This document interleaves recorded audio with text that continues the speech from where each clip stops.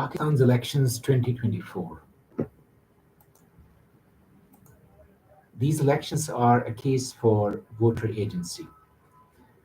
Voters, they have asserted their right and they have demonstrated the agency and resilience. Although the conditions were tough for, especially for PTI workers and in Balochistan for other parties as well, but still, civil society and voters, they came out and they asserted their right. They proved that they are the ones who can take things into their hands, and they prove that they have the ultimate power. So here there are certain dimensions. Number one, female voters registration that has increased. Female voters, their registration and their participation, that has increased. Although other political parties had female figures, such as PMLN had Mariam Nawaz and People's Party had Asifa Bhutto. Similarly, some JDA, they also had a female politician, Ma'am Saira. She is also very active. So there are other political parties, but PTI seems to have done well, especially in urban, not only urban areas but in rural areas as well. So female voter registration, that was also one factor. Another important factor was digitalization and use of social media and artificial intelligence. Imran Khan was imprisoned, and conditions were tough for PTI workers, but PTI young people, especially the youth, they belong to upper middle class. They're educated and they are well versed. They are expert in using media, technology, digital tools.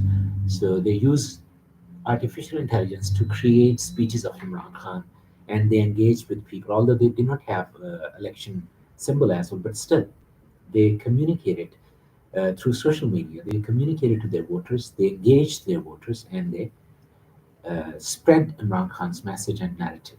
Another important factor was overseas. Overseas, they helped them through social media, and that's where we often see that cell phone and such things are usually banned in Pakistan on election days and on important events, or whenever there are digital rallies, because PTI, they also had digital rallies as well. So these things, they show that PTI, overseas Pakistanis, they supported PTI. Number two, they did well in uh, engaging with people and spreading the message and in keeping the narrative alive.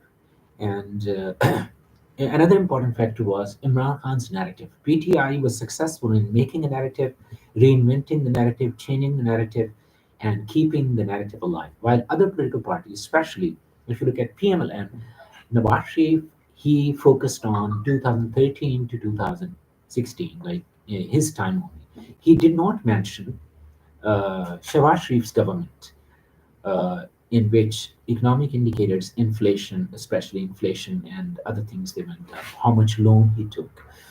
So PMLN's narrative or their manifesto was late, number one. Number two, they did not campaign on time. Number three, their manifesto was about the past. Election manifestos are for the future.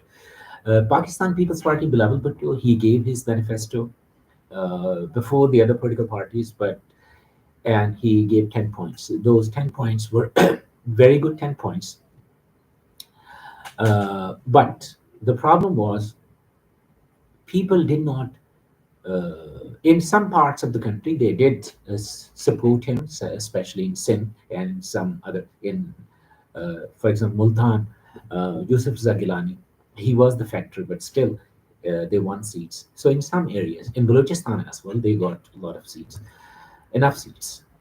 But people in Punjab, especially, and in KPK, they did not believe in those promises. Why? Because uh, he could not justify how he would manage the resources. So, but overall, it was fine. He at least he gave his manifesto on time. That was fine. So next time, hopefully, he will refine his manifesto.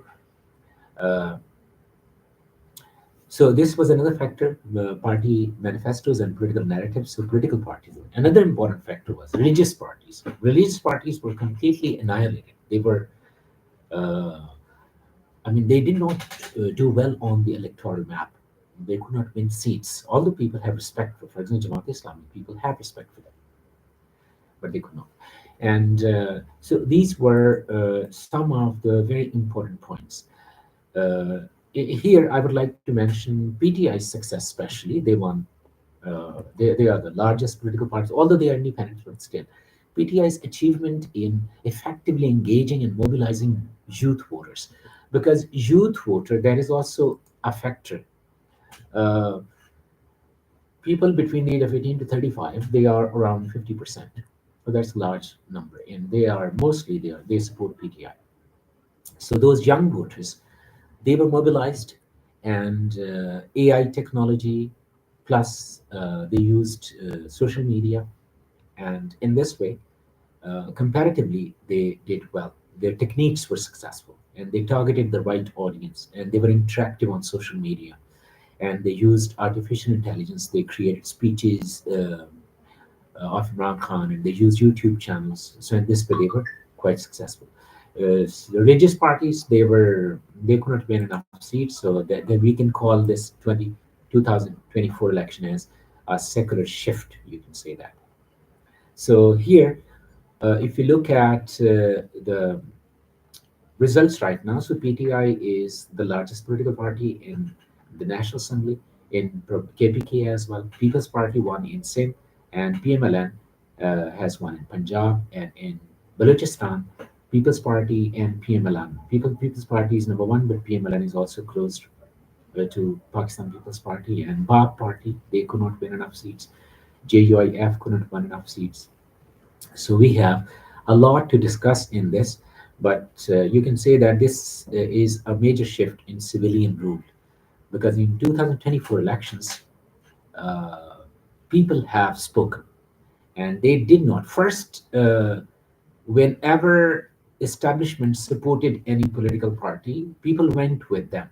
But this time, people did not go with the establishment. They did not buy their narrative. They went against them. This was something new, and that is positive, because ultimately it's the people who have to. And unfortunately, we can say that it is. We can say that in 2024, it's very interesting and fascinating, especially the story of voter agency that challenged the established powers and altered the landscape of politics in Pakistan. There were many impediments, hurdles. Voters were threatened, but still they did not give in. They did not surrender. They came out and they voted, and they uh, have spoken, and they have voted for whichever party they wanted.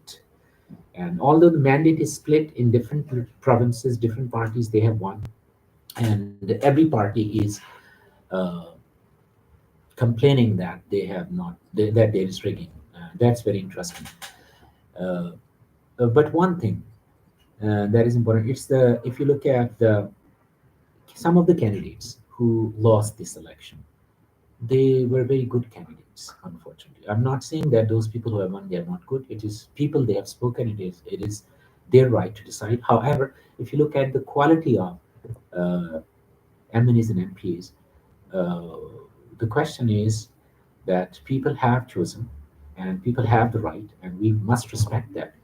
But we need to ask that when voters they exercise their right or their agency, and they prove that they are the ones who will decide.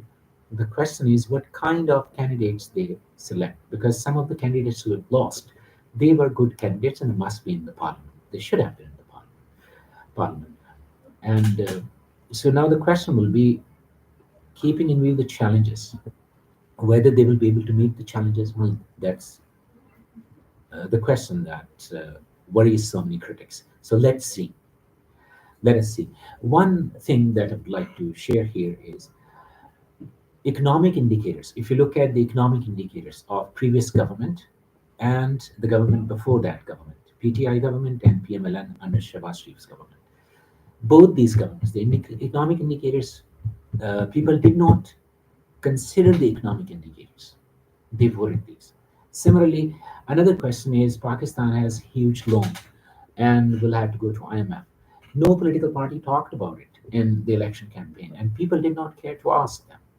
Similarly, there are many other issues as well, in addition to economic problems. But nobody talked about it, nobody asked about it, and these elections were, I mean, unique in many ways that people did not care about the economic indicators of the previous government, their economic performance. They went for the political narrative, and PTI seems to have won the battle of political narratives, and other parties are lagging behind. And on social media, the other political parties they cannot keep pace with PTI.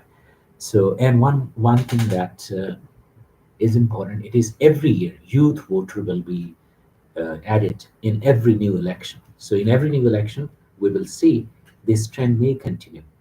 So let's hope for the best. So 2024 elections were unique and they were unprecedented. And in terms of results, they asserted and proved their civilian supremacy, and people, they asserted their right. And voter agency, I think that the agency of voters, that was the most dominant theme of these elections. Thank you very much. Have a nice day.